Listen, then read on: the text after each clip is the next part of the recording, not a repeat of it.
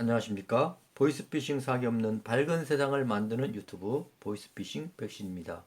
오늘은 제27편으로서 저와 함께할 주제는 형사재판법원에 배상명령 신청하여 피해금을 회복하는 방법입니다.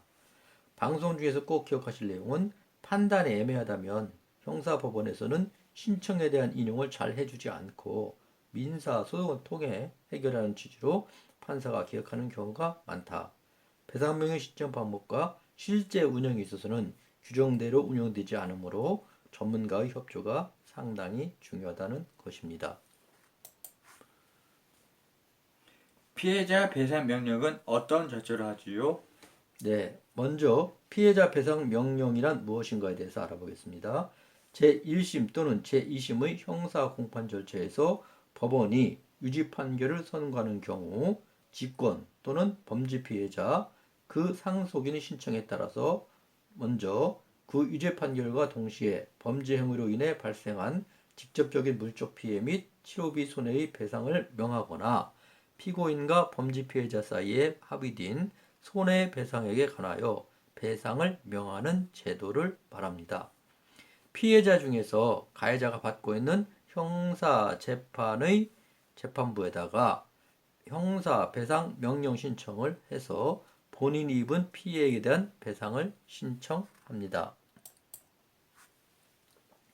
형사배상 명령 신청 절차는 민사소송 절차가 아닌 형사재판 단계에서 피해자에 대한 피해 회복을 간편하게 해주기 위한 절차입니다.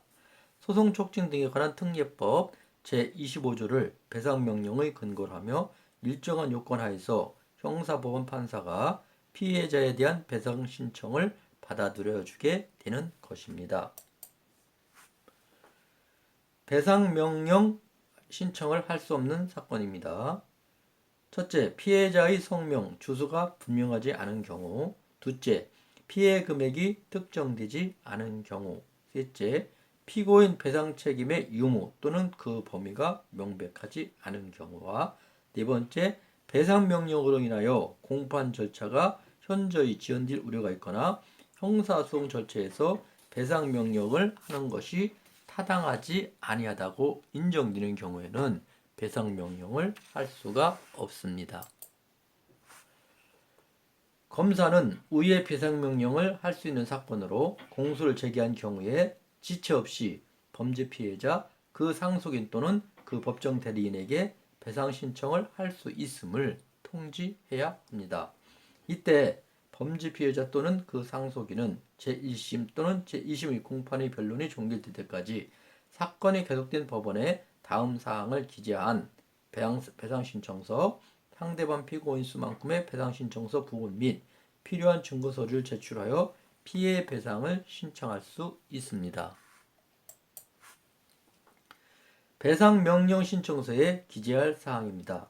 첫째, 피고 사건의 번호, 사건명 및 사건이 계속된 법원.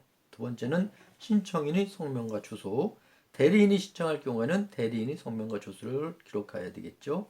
세 번째는 상대방 피고인의 성명과 주소. 네 번째는 배상의 대상과 그 내용. 다섯 번째는 배상 청구 금액이 됩니다. 단, 범죄 피해자 및 그 상속인은 피고 사건의 범죄 행위로 인해 발생한 피해에 관해 다른 절차에 따른 손해배상 청구가 법원에 계속 중일 때는 배상 신청을 할 수가 없습니다. 실무상으로는 피해자 입장에서 형사배상 명령 신청을 적시하기 어려운 경우가 많습니다. 또한 진행을 하더라도 신청이 기각되는 경우가 많아서 전문 변호사와 상의하여 대처하는 것이 필요하다고 봅니다. 즉, 피해자가 형사배상 명령 신청을 하려면 가해자가 형사재판을 받고 있다는 사실을 알아야 하는데 그 부분에 관한 사전 통지나 고지 절차가 실제로 잘 행해지지 않는 경우가 많다고 합니다. 또한 배상 명령 신청을 하더라도 형사법원에서 그 신청을 받아주기 위해서는 본인에 대한 직접적인 가해자인 경우여야 합니다.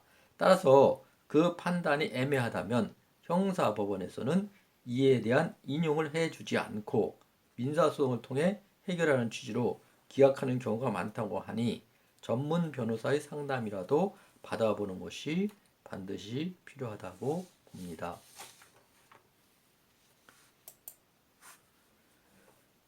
배상 신청이 적법하지 않은 경우에는 법원의 각하가 당연합니다. 법원은 다음 어느 하나에 해당할 경우 배상 신청을 각하할 수 있습니다. 먼저 신청인은 배상 신청을 각하하거나 그 일부를 인용한 재판에 대해 불복 신청을 할 수 없으며 다시 동일한 배상 신청도 할 수가 없습니다. 배상명령 유죄 판결서의 효력입니다. 확정된 배상명령 또는 가집행 선고가 있는 배상명령이 기재된 유죄 판결서의 정보는 민사집행법에 따른 강제집행에 관해서 집행력 있는 민사판결 정보과 동일한 효력을 가지고 있습니다.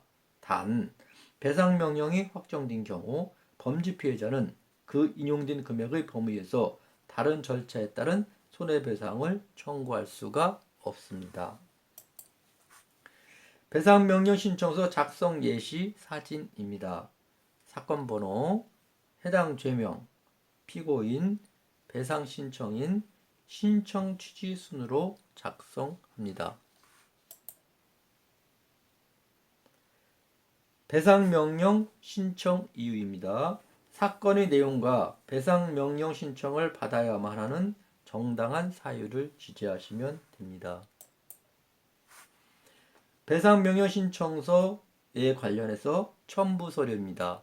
첫째, 이체 내역서 일부, 두 번째, 피해구제 입금 내역서 일부, 세 번째, 사건 사고 확인원, 즉 피해자 증명이 되겠죠. 각 일부를 첨부하셔야 합니다. 배상명령 신청서 작성 시 참고하여야 할 사항이랍니다. 배상명령 신청서에 피고인이 3명이라면 반환 청구할 금액을 나누어 기재하지 마시고 청구 취지 1항에 피고인들은 공동하여 배상 신청인에게 라고 작성하는 것으로 충분하다고 합니다.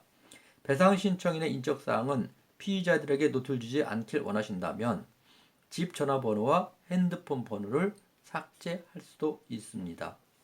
다음 시간 주제는 무엇인가요? 다음 시간에는 5번째 회복 절차로서 법원의 민사소송을 통한 피해금 회복 방법에 대해서 함께 알아보겠습니다. 함께한 시간에 공감하시거나 힘을 실어주시고 싶다면 구독과 좋아요를 꼭 눌러주세요.